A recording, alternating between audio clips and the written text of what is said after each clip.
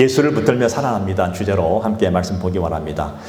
추수감사주일 예배로 드리는데 우리는 특별히 이 날은 또 감사가 많이 이렇게 우리 입술에 고백되어진 날이잖아요. 자, 여러분 어떻습니까? 정말 하나님 앞에서 진정 감사하십니까?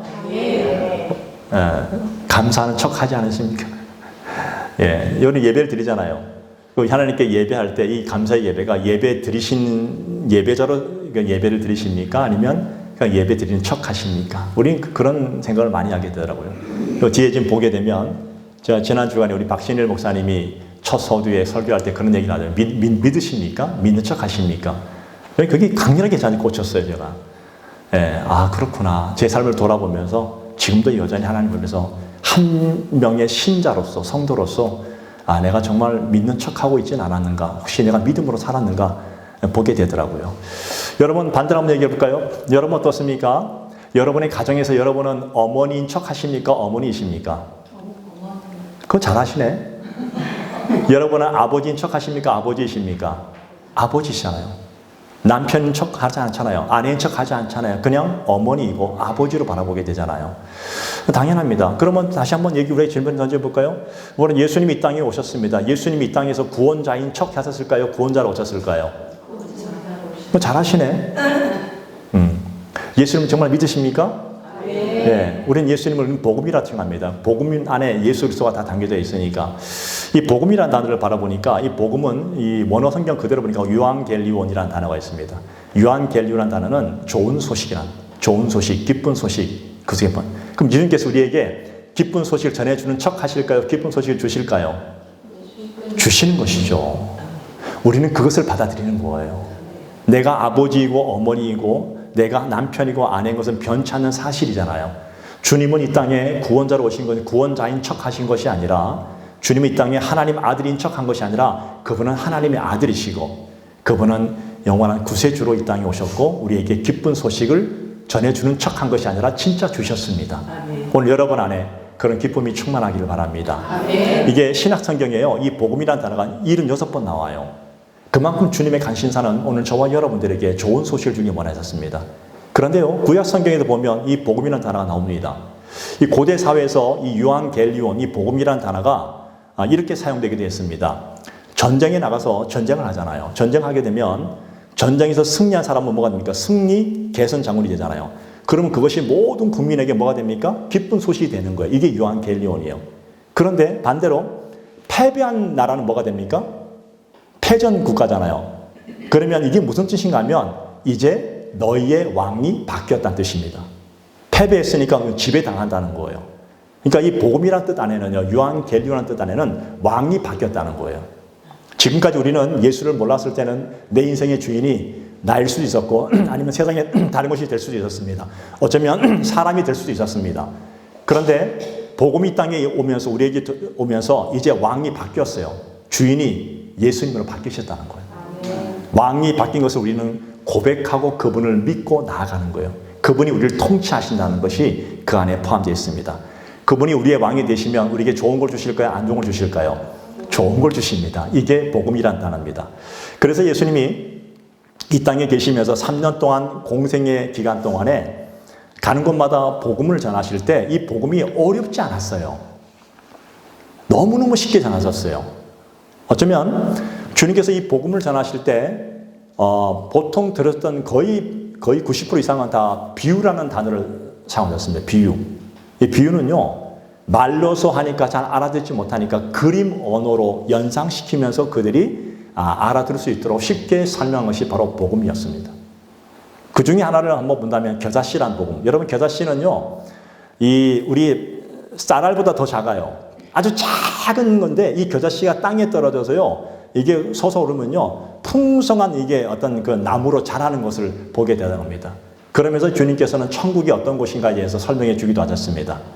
때로는 누룩이란 단어는 그 당시 사람들이 다 알아요. 누룩이 뭔지를. 누룩은 빨리 퍼지잖아요. 그래서 이 누룩이란 단어를 가지고 천국의 내용이 또 무엇인가를 또 알려주기도 하셨고, 또 한편으로는 잔치, 여러분 잔치 아시죠?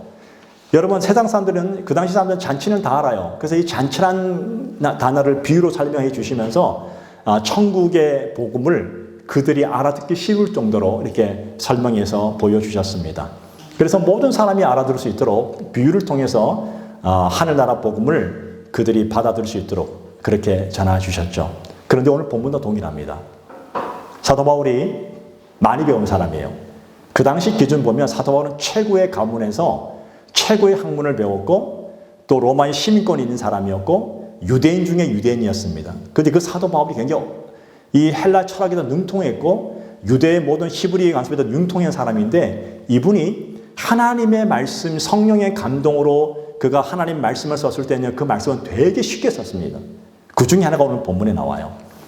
교회가 무엇인가에 대해서 오늘 설명해 주셨습니다. 교회가 무엇인가? 아주 비유로 설명해 주고 있습니다. 교회가 무엇인가? 여러분, 교회가 무엇일까요? 어쩌면 학자들에게 물어본다면 학자들은 이 교회라는 단어를 가지고 아주 어렵게 설명할 겁니다. 여러 가지 얘기를 하면서 아주 심오한 뜻을 가지고 교회는 이렇다 저렇다 얘기하겠지만 오늘 사실 이 교회를 보게 되면요. 성경에서 교회를 어떻게 정리하고 있냐면 딱 한마디로 정리했습니다. 너무 쉬워요. 본문 18절 말씀 보면 뭐라 나옵니까? 그는 몸인 교회의 머리시라. 그가 근본이시요. 교회는 뭐라고요? 그리스도의 몸이라고 비유로 설명해 주었습니다. 그리스도의 몸이다. 그리고 교회는 그리스도의 몸인데 그가 근본이시요. 이 근본이란 단어가 헬라 원어로 아르케란 단어인데요. 이게는 무슨 뜻인가 하면 처음이다, 시작이라는 뜻이에요. 그러니까 예수님이 모든 교회의 원천이시다. 그분이 교회를 만드셨어요. 그래서 그분이 교회를 만드시고 우리가 교회 안에 속할 수 있도록 해 주셨다. 오늘 여러분 에베소서 4장 15절 16절에 보게 되면 특별히 15절 마지막 절에 보게 되면 그는 머리니 곧 그리스도시라. 예, 그리스도래요.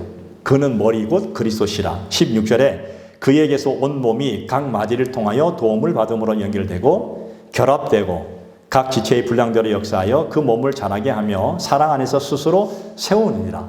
그러니까 교회는 뭐 하는 곳이라면 성도들이 함께 참여하고 함께 연합해서 자기 분량대로 섬기면서 그리스도의 몸인 교회를 자라가게 한다는 거예요. 세워간다는 것이에요. 이게 교회라는 거예요. 교회는 성도들이 예수님과 함께 만들어가는 공동체라는 거예요. 예. 우리 몸을 볼까요? 우리 몸에는 눈이 있습니다. 그죠? 예. 이 눈이 얼마나 이 앞을 볼 수 있다는 게 얼마나 큰 축복인지 몰라요. 눈도 있죠? 들을 수 있는 귀가 있잖아요. 또 우리 손이 있잖아요. 우리 입이 있습니다. 발이 있습니다. 다 달라요. 그런데 우리 지체를 보게 우리 몸을 보면요. 보이는 부분들이 있는가 하면 보이지 않는 이 부분도 있습니다. 안에 각 내장, 기관, 뼈, 관절 안 보이잖아요. 전혀. 예. 숨겨져 있잖아요. 근데 이런 것들이 어떻게 하면 하나의 몸을 이루어 간다는 겁니다. 각각의 손이 있고 눈이 있고 코가 있고 귀가 있고 안에 내장, 기관이 있고 뼈가 많이 있는데 이 모든 것들이 하나의 몸을 이루어 간다. 마찬가지입니다. 교회도 다양한 부분들로 이루어져 있지만 그러나 그것이 하나의 몸으로 이루어져 있는 것이 교회다. 그렇게 말씀하고 있죠. 그런데 이 교회는요. 드러나는 부분이 있는가 하면 또 보이지 않는 부분에도 분명히 그 속에 있을 수 있다는 것이죠. 그 다양한 모든 것들이 하나의 일치를 이루어 간다. 이것이 교회다. 성경은 뭐라 말씀하시냐면 주도 하나시요. 믿음도 하나요. 침례도 하나로 하면서 모든 것이 하나가 되었다고 말하고 있습니다. 삼위일체 하나님이 하나님 아버지와 성자 그다음 예수님과 성령 하나님이 계시지만 각 위가 있지만 그분들은 하나이시다는 겁니다. 그래서 우리는 하나 성령 하나님, 성자 하나님, 그다음 아버지 하나님. 이건 신비예요. 근데 교회도 동일한 그 하나가 됐다는 겁니다. 여기서 하나 된다는 의미는요. 어떤 획일적으로 하나가 된다는 뜻이 아니에요. 다 다른 것이지만 어떤 목적이 있어서 하나가 되는 것이고 다 다른 것이지만 어떤 뜻을 가지고 하나가 되는 거예요. 오늘 보세요. 오늘 저와 여러분을 가만히 보시면 이 적은 숫자가 모여 있지만 각자 받은 다 은사가 틀려요. 어떤 사람은 뭐 노래의 은사 있는 사람이 어떤 사람은 몸의 은사, 지식의 은사, 어떤 사람은 다른 은사 많이 있잖아요. 각각 받은 다 재능과 재주와 은사가 다 틀리지만 하나의 목적을 위해서 하나가 된다는 거예요. 그래서 교회는요, 획일화가 아니에요. 획일화가 아니라 연합이에요. 통일입니다. 이게 교회라는 의미예요. 여러분, 획일화라는 뜻이 뭡니까? 요즘 이제 좀 오늘 좀 약간 춥죠? 쌀쌀하죠? 제가 사는 동네에 좀 추워지니까 급속하게 생겨난 것들이 하나 있다면 붕어빵 장사들이 많이 생겼습니다. 곳곳에 생겼어요. 곳곳에. 그래서 먹다 보면 이 집 붕어빵이 좀 더 맛있고 이 집은 좀 맛이 없는 그런 게 있어서 먹는데 그 붕어빵 집이 하도 많이 생겨서 좀 전에 사 먹으러 그러더라고요. 며칠 전에 붕세권. 우리 사는 곳은 붕세권이래요. 그래서 붕어빵 집이 맛있는데 가만히 보면요. 붕어빵이 형태는 다 똑같아요. 왜? 찍어내는 회사가 다 그 기계가 다 똑같은 회사에 나온 거예요. 그건 획일화예요. 예. 그냥 붕어빵 찌듯이 막 찍어내는 그런 획일화의 모습이 아니라 여러분 가만히 보면 공산주의가 그렇지 않습니까? 공산주의의 뜻이 뭔지 아십니까? 공산주의는 모든 인민이 다 같이 잘 먹고 다 같이 잘 살자. 이게 공산주의의 특징이에요. 그래서 부자로 사는 것은요. 이거는 뭐예요? 이거는 악질 반동문자예요. 부자의 모든 재산을 몰수해가지고 모든 인민이 다 잘 살 수 있도록 골고루 분배하는 것이 공산주의 사상이에요. 사상은 굉장히 그럴듯해 보이잖아요. 근데 이 공산주의 사상을 보면 자율성이 배제됩니다.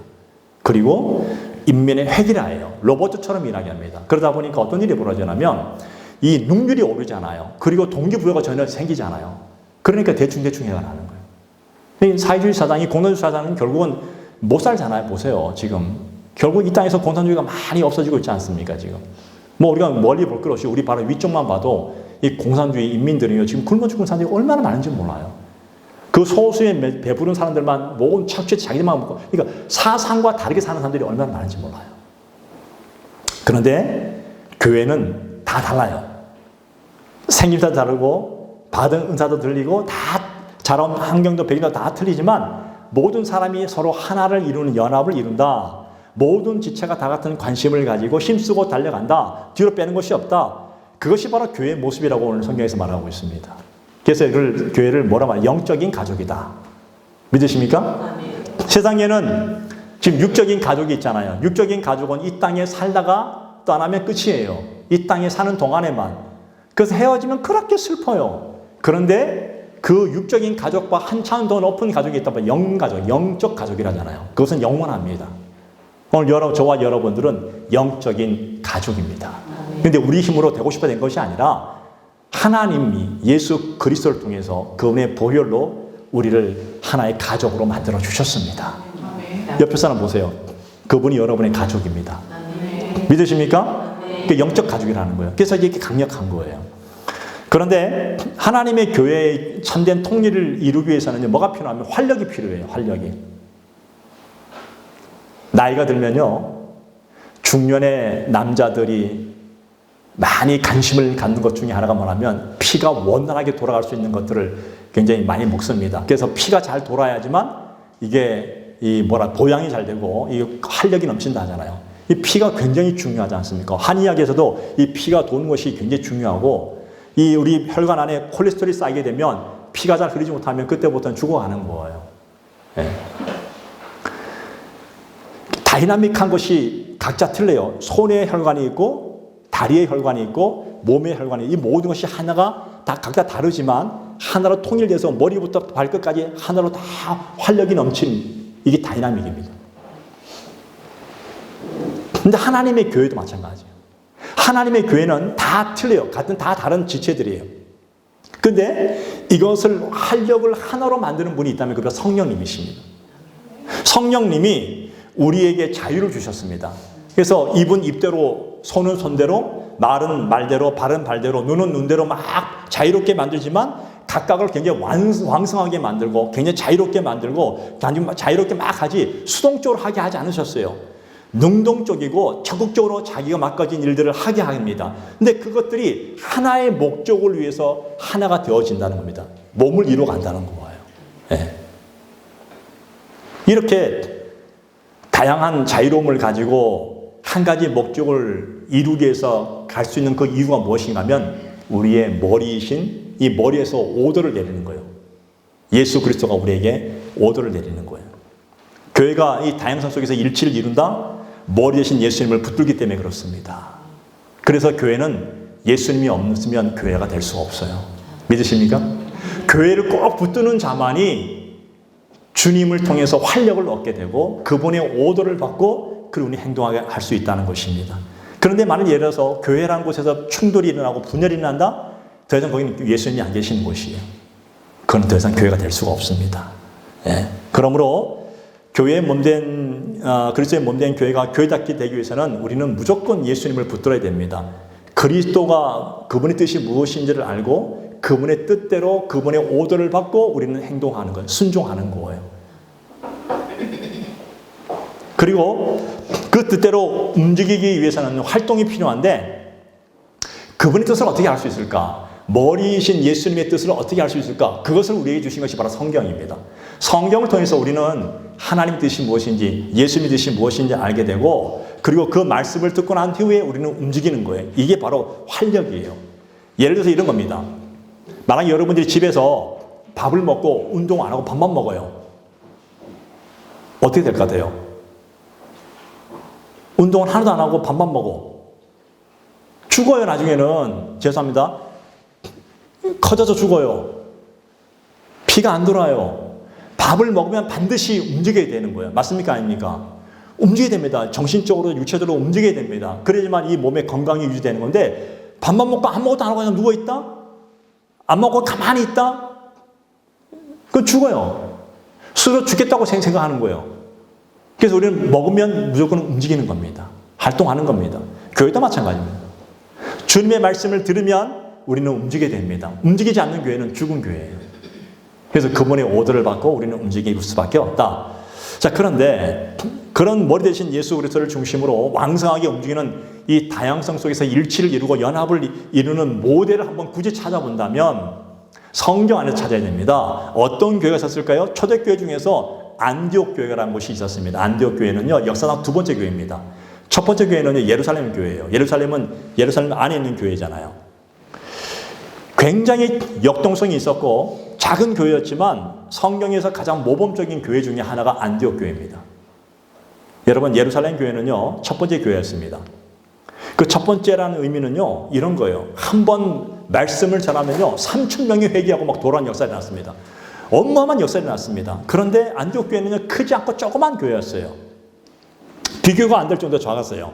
능력면에서 보게 되면 예루살렘 교회는요, 하나님의 능력이 막 철철 넘쳐났습니다. 기사와 이적이 끊어지지 않았어요. 어마어마한 일이 났습니다. 베드로가 지나가면 베드로의 그림자만 밟아도 병이 낫는 것들을 경험할 수 있었습니다. 이게 예루살렘 교회였다면 안디옥 교회는요, 어떤 교회였냐면 병이 나는 이적이 거의 보이지 않아요. 안 보였어요. 감기도 못 고쳤어요. 그냥 별로 기적이 없는 교회가 바로 안디옥 교회였어요. 또 지도자들을 보게 되면 예루살렘 교회는요, 거의 쟁쟁합니다. 예수님의 제자들이어서 베드로, 요한, 야곱 이런 사람들이었습니다. 쟁쟁한 예수님과 함께 순결을 느끼고 예수님을 실제로 경험했던 자들이 다 예루살렘 교회의 지도자들, 사도들이었습니다.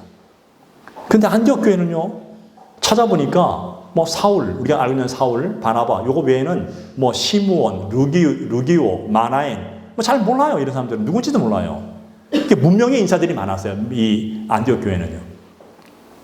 그런데 안디옥 교회는요, 이런 여러 가지 좀 부족한 부분이 많이 있음에도 불구하고 그 대형 교회인 예루살렘 교회 못지않는 능력 있는 교회가 되었다고 성경은 증언하고 있다는 것입니다. 이게 핵심이라는 거예요. 그 이유가 무엇이었냐? 안디옥 교회가 어떻게 그런 작은 교회가 그런 능력 있는 삶을 살 수 있었을까? 이유는 딱 하나였습니다. 머리 대신 예수 그리스도만 꼭 붙잡았다는 것입니다. 그래서요, 예수 믿지 않는 세상 사람들이 그 안디옥 교회 교인들을 보고 처음으로 불렀던 이름이 그리스도인이었습니다. 그리스도인이 뭔 뜻일까? 예수를 따라가는 사람들이에요. 믿지 않는 사람이 보기에도 저 사람들은 정말 예수를 따라가는 사람들이네? 그 사람들은 예수만 붙잡았던 사람들이네? 최초로 붙인 이름이 그리스도인이 바로 안디옥 교인들이었습니다. 지금 이시대도 마찬가지입니다. 오늘 저와 여러분들이 능력 있는 교회가 되어지고 능력 있는 성도가 되기 위해서는 어떤 명성, 권력 뭐 이런 거 되는 것이 아니라 딱 하나입니다, 여러분. 머리 대신 예수 그리스도를 꼭 붙잡아야 됩니다. 그분만 붙들면 되는 거예요. 왜? 그분은 창조주 하나님이시니까. 그분이 하시고자 한다면 못할 것이 없는 분이십니다. 그분은 말씀으로 바다를 잔잔케 하신 분이고 죽은 자를 살리시고 말씀으로 천지를 창조하시고 전 우주를 창조하신 분이시니까 그분만 붙잡으면 오늘 저와 여러분도 마찬가지입니다. 안디옥 교회처럼 능력 있는 교회, 능력 있는 성도로 쓰임받을 줄로 믿습니다. 그 믿음을 갖기를 축복을 드립니다. 오늘 이 추수감사주일에 제가 묵상하면서 고민하면서 이 말씀을 준비했던 거예요, 사실은. 아, 우리도 예수를 붙들어야 되는구나. 물론 지금까지 붙들었지만 혹 붙드는 척하고 있지는 않았는지 붙들어야 됩니다. 강력하게 붙드시기 바랍니다. 머리 대신 예수님을 붙드는 방법이 그 중에 하나를 굳이 찾는다면 예배입니다, 여러분. 사도행전 13장 2절을 보게 되면 주를 섬겨 금식할 때에 성령이 이르시되 내가 불러 시키는 일을 위하여 바나바와 바울을 따로 세우라 하시니라고 할 때 이 주를 섬겨라는 이 단어는요, 예배 드린다는 뜻이 거기에 포함되어 있습니다. 그러니까 하나님께 예배 드릴 때 친히 머리 대신 예수님께서 그래 너희는 바나바와 사울을 따로 세우라. 근데 성경에 나오는 모든 인물들이 다 하나님께 예배를 통해서 세워졌다는 것이죠. 우리도 마찬가지입니다. 하나님 앞에서 능력 있는 일꾼 되기를 원하십니까? 정말 하나님 앞에서 능력 받고 살기를 원하십니까? 예배를 통해서 하나님 만나야 됩니다. 붙으셔야 됩니다. 머리 대신 예수님을 붙들게 되면 두 가지가 나타납니다. 첫 번째는 능력이 나타나요. 여러분, 교회의 역사를 보게 되면요, 주기마다 교회가 무슨 일을 하려고 하면은 사단이 방해합니다. 방해하고 시기하고 질투하고 교만하게 만들고 사람을 따르게 만들고 네 편 내 편 따르고 프로그램 따르고 뭐 여러 가지 일이 나는데, 그러다가 다시 교회가 부흥이 일어날 때가 언제나 예수님만 붙들 때입니다. 마찬가지입니다. 오늘 우리도 마찬가지예요. 우리 교회가 지금 이제 앞으로 한 2달 후면 한 2달도 안 남았는데 우리는 이제 새로운 성전으로 우리는 이전하고 준비하고 있습니다. 물론 지하에 있다가 이제 올라가는 건, 뭔 일을 하려고 하면 사단이 반드시 방해합니다. 그래서 우리는 이 사단이 방해한다는 것을 알기 때문에, 이게 영적인 전쟁이기 때문에 우리는 어떻게 됩니까? 넉넉고 있으면 다 당합니다. 다 넘어지는 거예요. 어떻게 됩니까? 강력하게 예수 그리스도만 붙잡아야 됩니다. 그러면 하나님이 하시는 거예요. 우리는 그 일을 위해서 이 땅에 존재하는 것 아니겠습니까? 부흥이 무엇입니까? 부흥은 딱 하나입니다. 머리 대신 예수님만 붙드는 겁니다. 오늘 우리 자녀들이 어릴 때 보세요. 자녀들이 어릴 때 보면, 저 지금도 기억나요. 제가 우리 강릉에는 이 6월달인가 5월달에 강릉 단오가 있어요. 단오는요, 전국에서 30만, 40만, 제가 한 40년, 50년 전에만 해도 30만, 40만이 강릉시로 왔었어요. 단오. 이 단오가 뭐 하는 거예요? 무당 굿하는 거 아닙니까? 우리는 그런 거 몰랐어요. 서커스 구경하는 게 좀 좋았어요. 지금도 기억나는 게 막 어릴 때 아버지 사주는 분이 뭐냐면 물총, 막 누르면 뿌르릉 소리 나면서 나는 그런 물총이 나는데 길을 잃어버렸어요. 아버지 어머니 잃어버렸어요. 어릴 때. 그때 제 기억을 한 4살, 5살밖에 안 됐어요. 야, 앞이 깜깜하더라고요. 지금은 컸으니까 강릉시내가 좁아 보이지, 어릴 때는요, 그게 좁아 보이지 않거든요. 사람이 그렇게 많은 데서 길을 잃어버리면요, 이거는 정말 요즘 말하면 멘붕이 오는 거예요. 그런데 제 마음속에 어떤 마음이 있었냐면, 내가 어머니 아버지를 손을 놔버렸어도 그분들은 나는 찾을 거야. 근데 제가 또 눈이 밝아요. 눈이 밝아가지고 어머니 아버지를 찾을 거라고 믿고 있었지만 저도 찾아갔어요. 내가 또 결국 제가 찾았어요. 예, 그런 기억이 지금도 나는데, 그런 것 같아요. 우리가 예수를 바라보면서 살아갈 때 우리 삶에서 그런 게 있더라고요. 우리가 정말 길을 잃어버릴 때, 살다 보면 삶이 너무 힘들고 갑박할 때 너무너무 힘들고 어렵잖아요. 정말 그럴 때 우리가 뭘 해야 되냐면 우리 머리 대신 예수님을 붙드는 건데, 주님께서 이렇게 말씀하시죠. 누구든지 주의 이름을 부른 자는 뭐 한다고요? 구원을 받으리라. 이 말씀을 붙들면 주님께서 우리의 삶에서 주시는 능력들이 나타난다는 겁니다. 교회만 그렇습니까? 우리 성도 가운데, 오늘 여러분의 삶 가운데, 뭐 저도 마찬가지겠지만 우리 인생은 살아가는 자체가요, 예수 믿고 난 다음에 천국에 임하는 건 아닙니다. 파라다이스에 임하는 게 아니에요. 장차 임할 것이지만, 그러나 너희 삶에서 가만히 보면, 눈에 보이는 것을 보면 파라다이스가커녕 문제와 고통과 고난밖에 없어요. 그래서 어떨 때는 너무너무 스트레스 받아가지고 너무너무 힘들 때가 많이 있어요. 그런데 그런 고난과 문제 속에 있다 할지라도 나의 머리 대신 예수를 붙드는 순간 내 마음이 어느 순간 내가 나를 주체하지 못하는 평강이 임할 때가 있습니다. 그게 천국이에요. 너무너무 힘들고 어려울 때 내 가정 안으로 들어가 버리면, 가정은 뭡니까? 쉬는 곳이잖아요. 그 가정의 진정한 천국을 또한 경험하게 됩니다. 때로는 그래요. 밭에서 너무너무 힘들고 어려워요. 너무너무 힘들고 막 피곤에 쩔어서 집에 딱 왔는데 우리 안수사님 같은 경우는 요새 손녀들이 있으니까 손녀 얼굴만 봐도 피로가 사라집니다. 무슨 뜻인가 하면 오늘 우리 삶 속에서 너무너무 힘들고 어려운 인생이 날지 할지라도 내가 아버지의 집에 찾아오는 순간 내 마음의 모든 마음의 피로가 사라지고 고통이 사라지고 그분이 나를 품어주시는 것을 느낄 수 있다는 겁니다. 그것이 바로 예수를 붙드는 거예요. 오늘 저와 여러분들이 그 예수님을 꼭 붙들길 축복을 드립니다. 예수님이 그러시잖아요. 야, 너 어디 가냐? 가지 마. 내게로 와. 수고하고 무거운 짐진 자들아 다 내게로 와라. 내가 너희를 쉬게 하겠다. 주께서 그렇게 약속해 주셨잖아요. 주님이 약속하셨으면 그분은 철석같이 지키시는 분이십니다. 오늘 그 믿음으로 주님 붙드시길 축복을 드립니다. 하나님이 우리에게 주시는 능력으로 살아가는데 우리의 모든 삶의 문제는요. 딱 하나입니다. 능력의 원천이신 예수를 꼭 붙잡은 겁니다. 창세기부터 요한계시록까지 전체 얘기가 다 그 얘기예요. 머리 대신 예수를 붙들라.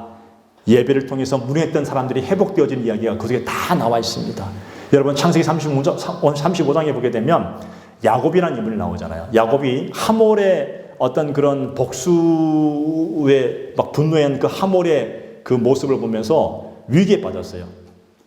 아, 죽으면 어떡하지? 아, 내가 두렵고 떨리고 막 염려가 되는 거예요. 그때 이 야곱이 선택한 것이 뭔가 하면 35장 3절에 보면 우리가 일어나 베델로 올라가자. 내 환난 날에 내게 응답하시며 내가 가는 길에서 나와 함께 하신 하나님께서 내가 거기서 제단을 쌓으려 하노라 하며 야곱이 두려움과 죽음의 공포 속에 있을 때 그가 그냥 그 현상을 바라보고 문제를 바라보고 두려워 떨고 염려하고 우울증 빠진 것이 아니라 바로 그 순간에 붙들어야 된다는 거예요. 뭘 붙들어요? 하나님을 붙들어야 된다는 걸 알았어요. 하나님께 제단 쌓았어요. 붙드는 거예요, 이게. 그걸 통해서 모든 위기에서 건짐을 받았습니다. 하나님이 위기를 극복할 수 있도록 벗어날 수 있도록 도와주셨습니다. 마찬가지입니다. 오늘 저와 여러분의 인생도 마찬가지예요. 오늘 이 추수감사 주일에 오늘 우리 인생 속에 위기 가운데 있고 문제 가운데 있다 할지라도 여러분 철석같이 믿으셔야 됩니다. 하나님 앞에 신실하게 예배하는 자, 하나님을 붙드는 자, 예수를 나의 구주로 고백하는 자에게 우리 주님께서 그 모든 환난과 근심에서 명쾌하는 역사들을 보여주실 줄로 믿습니다. 그분이 우리의 아버지시고 그 예수님이 우리의 영원한 신랑 되신 주님이십니다. 이게요, 문제라는 게 그렇더라고. 문제는요, 내가 머리 쓰고 고민하고 한다고 해결되는 게 절대 아니에요. 여러분 경험 다 하셨잖아요. 살아가면서요. 여러분이 어떤 문제 생겨보세요. 사람 찾아가고 우린 할 수 있는 최선을 다 하죠. 어제 우리 권호중 집사님이 그 아들 병 고치기 위해서 안 가본 데가 없다 하더라고요. 이 병원 저 병원 다 가도 문제가 뭔지를 몰라요. 나중에 알게 된 게 유전자적으로 엄마 아버지의 결핍된 유전자가 애가 우리나라에 하나밖에 없는 질병이라는데 그게 사람들의 모습이잖아요. 근데 다 안 됐지만 그 권호중 집사님이 하신 얘기가 뭐예요? 예수님 붙드는 거예요. 그걸 극복해 나가는 거예요. 네. 오늘 저와 여러분도 마찬가지입니다. 우리 힘으로 능으로 안 되고 우리 지식으로 안 되고 경험으로 안 되고 다른 어떤 것도 안 된다면 우리는 오직 예수님만 붙들어야 됩니다. 그럼 주님께서 우리에게 살 길을 열어주실 줄로 믿습니다. 상담하다 보면 많은 분들을 만나게 되잖아요. 가정의 문제, 직장의 문제, 사업의 문제, 인간관계 문제 얼마나 많은 문제들이 있습니까? 근데 우리가 몰라서 못하는 것이 아니라 능력이 없어서 못한다는 거 아닙니까? 능력이 없으니까 안 되는 거 아니에요. 그 능력은 나한테 있는 게 아니잖아요. 능력은 어떻게? 예배를 통해서 예수를 붙들어야 되는 겁니다. 주님께서 분명히 우리에게 선명하게 보여주셨어요. 예배를 통해서 나를 붙들어라. 그게 주님의 방법이에요.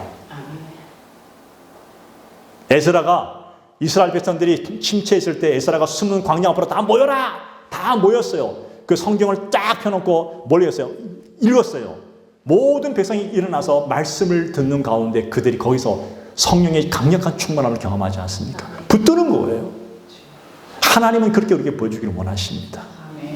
오늘 저와 여러분들이 하나님, 예수님 나에게 능력을 공급해 주십시오.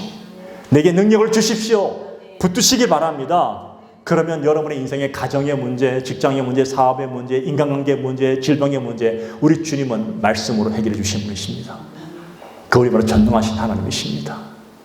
또 한 가지 우리가 나타나는 현상이 뭐냐면 예수를 붙들면 교회가 하나가 되어집니다.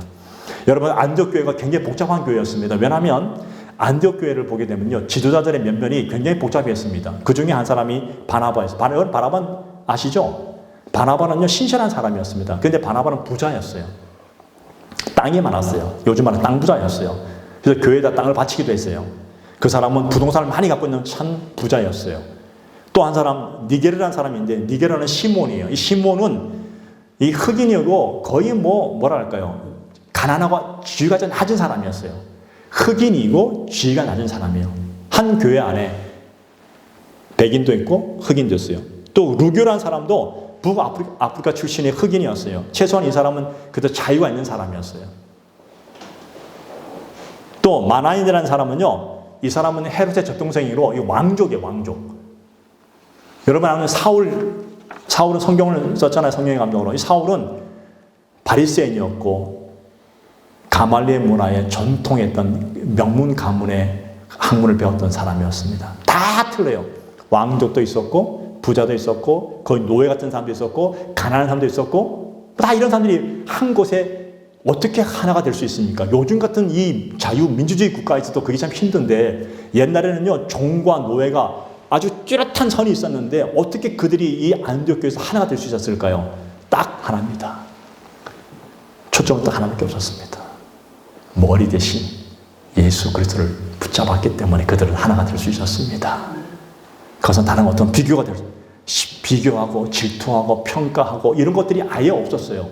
그 시대조차도 오직 예수만 붙잡았기 때문입니다. 오늘 본문 20절 말씀 볼까요? 자, 20절 말씀 같이 읽어보겠습니다. 시작. 그의 십자가의 피로 화평을 이루사 만물 곧 땅에 있는 것들이나 하늘에 있는 것들이 그로 말미암아 자기와 화목하게 되기를 기뻐하십니다. 교회의 진정한 모습은 이렇게 되는 거예요. 모든 사람이 다 모일 수 있는 교회. 예수님의 피로 화평을 이루었기 때문에 화목하게 되었기 때문에 어떤 일이 벌어진다고요? 기뻐하십니다. 예. 기뻐하게 되는 거예요. 누가 어떻고 누가 저떻고 누가 저떻고 누가 어떻고 니는 뭐 이래서 죄인이고 니는 안 되고 그런 것 자체가 아예 없었어요. 교회는요. 그 당시로 말한다면 너는 노예잖아. 너는 나랑 어떻게 내가 왕족이야. 너는 부자가 아니잖아. 가난하잖아. 나는 너와 틀려. 갑질이 아주 공식적으로 있었던 곳이 바로 그때였다면 지금은 그런 시대 때문에 난리 나잖아요. 지금은 그때보다 더 해야 되지 않겠습니까? 우리 교회는 누가 오든 간에 비교하지 않고 수군거리지 않고 평가하지 않고 예수 그리스도의 피로 화목을 이루어서 기뻐함을 주 앞에 올려드릴 수 있는 공동체가 되기를 축복을 드립니다. 너는 그렇게 왜 예쁘니? 너는 그렇게 못생겼니? 그런 얘기도 할 필요 없어요. 너는 왜 그것밖에 안 되니? 얘기할 필요가 없어요. 너는 왜 성격이 그것밖에 안 되니? 얘기할 필요가 없어요. 왜? 그 얘기하는 당사자인 내조차가 내가 문제가 있는 사람이라는 거예요. 나 같은 사람도 주님께서 나를 이곳에 있게 하신 하나님이라면 우리는 누굴 평가하겠습니까? 우리는 오직 예수님만 붙드시고 하나를 이루고 연합을 이루어갈 수 있는 그런 귀한 성도 되기를 축복을 드립니다. 예배를 통해서 예수를 붙들어야 되는 거예요. 처음 교회 와보십시오. 처음 교회 오면요 울퉁불퉁합니다.